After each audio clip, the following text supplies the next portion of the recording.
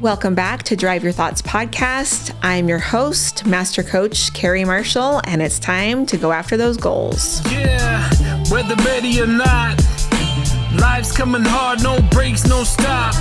And if you put me on the spot, don't get it twisted, I never drop. If you feel a bit out of control and out the box, here's a way that you could drive your thoughts. Turn this podcast on, it's a lock. Carrie Marshall on the clock. Hey everybody, I hope you're having an amazing day today. I just got back from Florida. I was able to speak at a conference in Orlando, and it was so much fun. There were about 500 people there. I love connecting with new people, and it felt like coming home for me because I was speaking at a dental conference. Now, for those of you that don't know, I actually come from a dental family. My dad was a dentist. I have two brothers that are dentists, and then my sister actually runs dental offices. So everyone else in my family is in dental. It's really fun. I worked in dental for decades. So I really love speaking to the dental community because it really does feel like coming home. In fact, this is a funny story. The presenter was up and she was talking about new products in the dental industry. And I kid you not, like I got out my pad of paper and I was like, that is fun. And I started writing down about the product, like I should look into it. And then I realized like, yeah, this really doesn't concern you at all. So I thought that was funny. I was just like right in it. I was like, oh, new products for dental. So it was really fun. But I wanted to talk to you about what I actually spoke on at the conference, which is the topic was how to start dreaming again. And, you know, it feels like something that a lot of people kind of glaze over. They're like, what is this? Why are we talking about dreams? Like dreams are for dream catchers and little children. But here's the process that I see a lot of people go through. And this is why vision, like having a vision for your future or dreaming again is really important. So let's go back to when you were a kid. From the time that you were probably about 6, maybe 7 years old, all the way up to maybe your 20s, people ask you one question. The question that gets asked the most, and we've talked about this before, is what do you want to be when you grow up? So we start to kind of, and it comes from a lot of different places, but we kind of start to form what our future is going to look like. So, you know, for me, I'll use me as an example. Like I knew that I wanted to get married and I knew that I wanted to have kids. And I thought that maybe I would work up until the time that I had kids. And then I was going to be a mom. I was going to be a stay-at-home mom. And I was just going to hang out with my kids all day. And so oftentimes that kind of vision for your future comes from different places. The main place that it's going to come from is the community that you're kind of raised around. So for instance, I was raised with in a community that there were a lot of stay-at-home moms and there were a lot of women that got married in their early 20s. And so that kind of was like not just shown to me by example, but then when I would say it and kind of try it on, it was an acceptable thing for me to say as a young girl. You know, when people would say, well, what do you want to be when you grow up? Oh, I want to be a mom. Oh, yes, that's going to be so fun. And you're going to find somebody to marry. So that often happens for us. So what I see happen is we kind of get on this path of what we want to be when we grow up. Now, sometimes we actually might put a dream out there and it might be actually kind of smashed down. So we might say something like, I want to be an artist. And somebody in like, you know, either a teacher, a parent, somebody else, or another child might say like, oh, well, a kid wouldn't say this, but a parent would. That's a great hobby, but you should really consider what you want to do for a job that's going to make you money. Another kid might say like, oh, you suck at art. But this is what happens. Okay. So let's kind of go back to like in your 20s and 30s. So what I see happen is we start to actually make those dreams come true. We get married. Like for me, like I said, I got married and I had kids and I was a stay-at-home mom. Okay. So my entire life that I can remember, I've been asked like, what are you going to be when you grow up? And I've had this like template. Well, what happens when we actually fulfill the template? Most often, because we're in our late 20s, early 30s, maybe even 40s, when we have ticked off everything that we've decided that we're going to do, most often adults stop creating a vision for themselves. They say, I have the house, I have the job, I have the family, and I have the vacation / car maybe that I envisioned when I was a kid. And that's where it stops. So a couple of things happen. Oftentimes, and especially for women, what I see happen is that we start to lose ourselves. We start to lose who we are, and we stop creating visions and things of like what we want to be. Now, what I see for men happen is they start to just play the role. And so they're like, I've always told myself that I'm going to be the CEO with this car and have a family. And so then they just get into role play and they're like, this is who I am. And they don't actually start to like think outside the box and think like, what else is possible for my life? And so what happens is there's actually that the creative vision place in our brain, and it almost like starts to die. It actually starts to slow down, doesn't start to function as much, which is one reason why you'll hear like kids talk a lot about their dreams. And then adults are like, oh, I haven't ever had a dream. Like, really? Ever? You can't remember dreaming? Well, it's because that part of our brain is starting to slow down. And so even like daydreaming stops a lot when we're adults because of the fact that we've like stopped envisioning our future. The other thing that I see happen is people start to like tell themselves that reality is a lot more harsh than what they thought was going to happen. And so, for instance, like they did get married and they did have the family, but then there was a really messy divorce and they got fired, and they're struggling with alcoholism or things like that start to stack up. And so then once again, it's like, well, why would I even dream? Because the dream actually has become my nightmare. So for all of these reasons, we start to actually tap out of creating visions and dreams for our future. And so, as I was speaking, I kind of talked about these steps of how you can start dreaming again. But here's the most interesting thing is, and this happens, I get to speak a lot. It's one of my passions in life is speaking on stage and being able to kind of bring these new topics to people.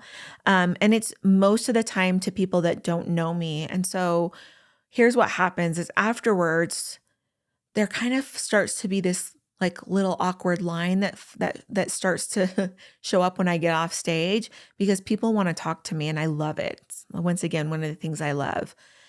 But I was fascinated to hear how many people, and there was a line, but every single person talked to me about how either their dream had been crushed or how they had disconnected from dreaming because life was hard. So I'm going to talk about that a little bit, but first what I want to do is I want to just kind of take you through the steps that I talked about at that conference. So the first thing that I want to tell you is that one of the most powerful things that you can do if you want to start dreaming again is two things. Number one, you've got to have hobbies. You know how much I love hobbies, but you really do need to have a hobby that is outside of your family, your friends, your work. You really need to find something. Now, that doesn't mean that you can't invite people to come along with your hobby, but you really need to start to find something that is just your own. I see this a lot, especially with really high achievers, that a lot of times their hobbies are like networking. And they're like, yeah, of course, I love hobbies. Or their hobby is like vacation, but it's like a family vacation. I was coaching the CEO for a full year, and I was like, you've got to get a hobby. And he's like, I have zero time for hobbies. I'm like, yes, you do. I'm like, it is a requirement if you coach with me, and it actually is, that you have a hobby outside of your business and your family. Like you have to have a personal hobby. And so the CEO, the next time we coach, he's like, I got a hobby. And I'm like, oh, really? What is it? And he holds up like this basket and it was yarn. And he's like, I'm going to start knitting. And I'm like, amazing. I love this for you. He's like, yeah, I have somebody that's going to come over and show me how to do it and all of this. And it was really cool. Like he was like all in. He was like, if you say I need a hobby, I can do this while I'm flying this. Like he had reasons that it was knitting and not like learning a new sport or something else, right? So funny enough, a month goes by and I kind of check in with my clients about their hobbies. I'm like, how's your hobby going? How's knitting going? And he's like, it's amazing. He's like, it actually is really helpful to have a hobby. Helps me decompress. He's like, especially with knitting, I can like be knitting and I can like be processing through stuff. So he's like, I'm really happy I have this hobby. And then I said, so what are you making? And he's like, nothing. I'm not supposed to make anything. And I'm like, well, how are you knitting? Like, you're not even making a scarf? And he goes, no, I've just made a continuous line. And we were joking that it could probably go around his entire office. And he actually did say, like, yes, it can actually go around my entire company. That's how long this line is. And he's like, eventually I'm going to learn how to like flip it. And maybe then I can make a scarf. But to go back to the hobby, it's important to have your own hobby because what it does is it actually helps you to have space where you can, number one, like my client, process through something. You can start to actually see that having a hobby can actually help you to decompress, not have as much stress and anxiety in your life, but also then maybe process through some things. The second thing that having a hobby does is it helps you to start explore again. So one of the things that I always tell people who feel lost is that you should start dating yourself again. So by dating yourself, I mean, absolutely, you should be taking yourself out and doing activities to explore what you like to do again. So for instance, I always tell people start with things that you liked as a child, like 13 to 16, start finding those things again. So for instance, my dad, when we were talking about his hobbies, he was like, yeah, one time I like picked up a windsurfing board and the sail and everything at a garage sale when I was about 16, 17. And he's like, and then I took it out to the lake and I loved it. It was really hard. It was a really big challenge.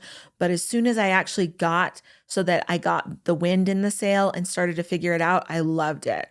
And so when he was starting to realize that he needed more hobbies, that was one of the things that he did was he actually started picking up windsurfing again.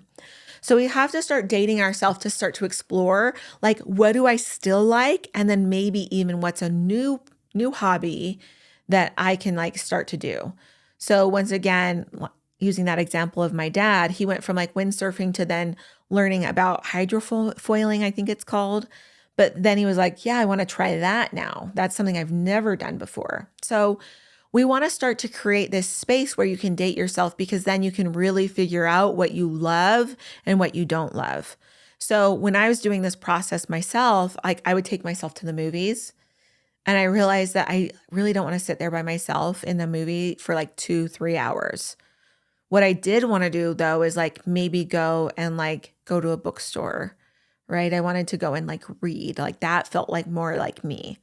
So we want to remember that if you don't have a vision or a dream for your life and you feel a little bit lost, go back and number one, find a hobby, and number two, date yourself. Figure out what you like. Go paint, go to a class, go out. I did this with one of my other clients and she and some girlfriends went rock climbing. And she was like, I've never rock climbed before. And I was really nervous about it. I thought everybody was going to laugh at me for this like mom of 3 or 4 that was going rock climbing. And she's like, it was such a good experience for me. She's like, I'm now going to like make sure that rock climbing is something I do like twice a month at least. And now she like loves rock climbing so much and it's become something that she's really passionate about, which is so fun to see. But she found that from being willing to date herself and try new things. So the hobbies come back to our vision because when we can kind of start to do these things, what happens is we start to then figure out our future self, right? So like my client, once again, that's rock climbing.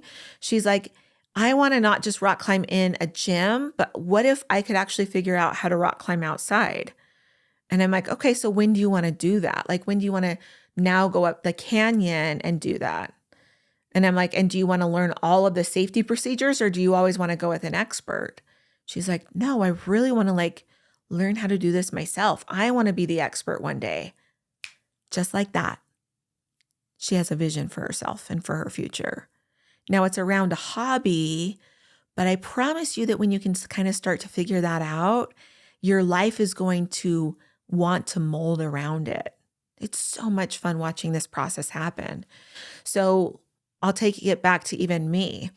When I was thinking, I've been wanting to write a book since I was a little girl. I think when I was about 12 or 13, I really started to envision this, like, I want to be an author. Like, books have meant so much in my life already that I want to make an impact with my stories and what I share. And so then this vision is created.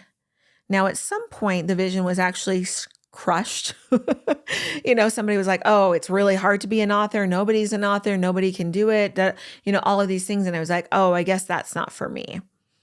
But it wasn't until as an adult that I kind of picked it up again, right? And so what I did was I started to make it just a hobby. I just like write short stories for fun.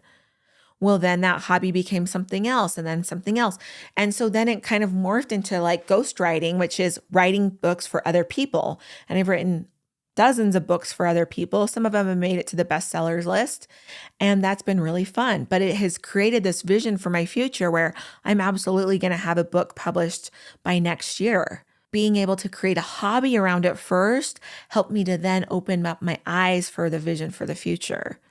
There's so much possibility for all of us. And I really do think that you have this innate desire within you to do something that is for you. You might be listening to this and have no desire whatsoever to write a book. You might have a vision for yourself and it has nothing to do with becoming the expert rock climber, right? But you do have something inside of you that is specific to you, and that is something to find out, search for, and when you find it, be interested in it. And that's the next thing is as we kind of talk about going after these goals and these visions and like doing hobbies to get there, you're going to start to see that little inkling of like what you want to do. And it's going to start to kind of nudge up against you. You're going to be like, oh, I had one of my clients say like, I've always wanted to like be a professional basketball player. And he's like, but I'm 40. He's like, that ship has definitely sailed. He's like, I played in high school.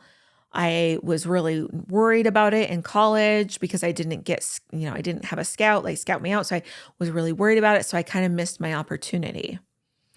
And so then we were kind of talking about like, okay, so maybe you missed the professional basketball player, but is that something that still interests you? Like being involved in professional basketball or doing this or doing that. And he was like, I still love it. I'm so passionate about the NBA.